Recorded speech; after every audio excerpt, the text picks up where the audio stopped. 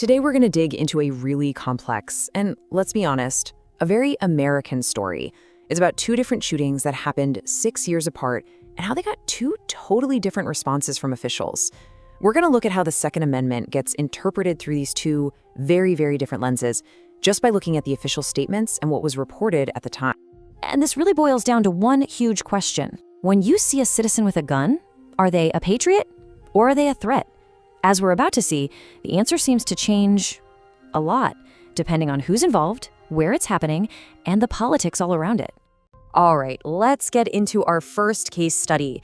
For this one, we have to go back to Kenosha, Wisconsin during that really intense summer of 2020.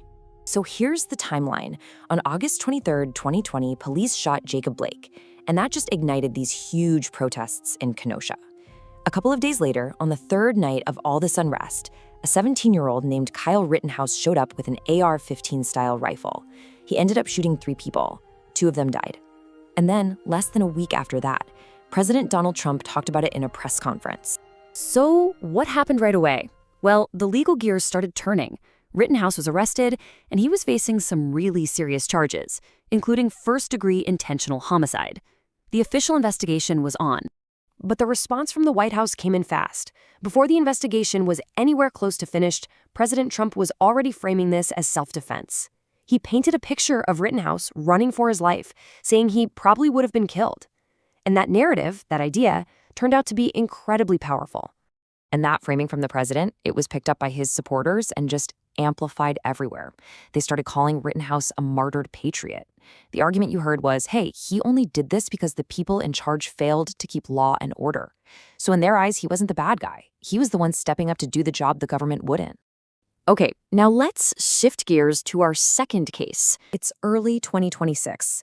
The Trump administration is doing a huge immigration crackdown in Minneapolis. Things are already super tense because federal agents had already shot and killed someone earlier that month. Then, on January 24th, during a protest against all this, a Border Patrol agent shoots and kills a 37-year-old nurse named Alex Pretti. And just like before, the administration's response was almost immediate. And here's a really critical detail. According to the local police chief, Alex Pretti wasn't just some random person with a gun. The chief described him as a lawful gun owner with a permit to carry. That fact is absolutely key to what happens next. But the way the administration talked about this shooting, it was a complete 180 from Kenosha. An official said that Pretti had injected himself into a police situation with a gun and that he was the one who perpetrated violence. So now, the armed citizen at a protest isn't keeping order, they're interfering with it. And it didn't stop there. The language got even more extreme. Other officials started calling Pretti a domestic terrorist and an assassin on social media. I mean, the contrast between that and the patriot label for Rittenhouse just couldn't be starker. All right, let's really break this down. When you put these two stories next to each other, the differences in how these two armed citizens were talked about are just, wow, it's pretty jarring. I mean, look at this. It's laid out right here, clear as day. On one side, Kyle Rittenhouse is the martyred patriot.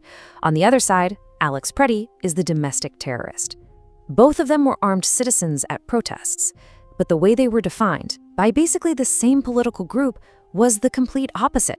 And it's not just the labels, right? It's the why, the justification for what they did. Rittenhouse's actions were explained away as self-defense. He had to do it, or he probably would have been killed. But Pretti just being there with a gun was framed as an assassination attempt. The logic completely flips depending on who's holding the firearm. But, you know, it's not quite that simple.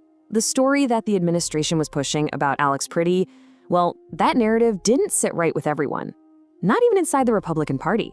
You actually had a bunch of prominent Republicans breaking with the party line and voicing some serious concerns. And the pushback was pretty significant, coming from inside the president's own party. You see here senators like Tom Tillis and Bill Cassidy were demanding a real investigation, saying the credibility of agencies like ICE was on the line. And maybe the most powerful statement came from Representative Thomas Massie, who's a huge gun rights guy. He just said it flat out, carrying a firearm is not a death sentence. This showed it wasn't just a partisan thing. There was a real unease with condemning a lawful gun owner like that. So, how do we make sense of this? How can the same group of people have two totally opposite reactions to an armed citizen? Well, to get a little deeper, Some political scientists actually have a framework that connects guns to the history of race and power in America. And the term they use is white democracy.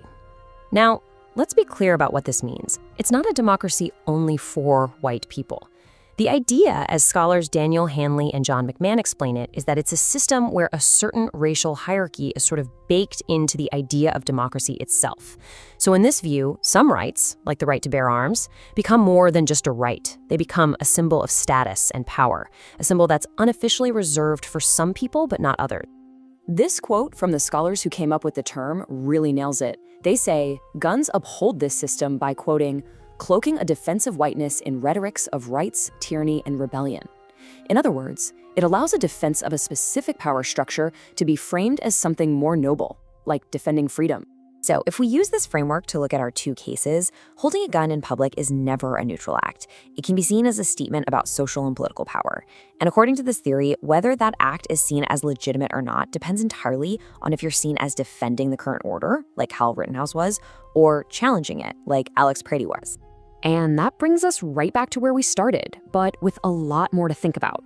When the official reaction to an armed citizen can swing wildly from patriot to terrorist, it makes you wonder, what does the Second Amendment really mean if its protection seems to depend on who you are and who is holding the gun?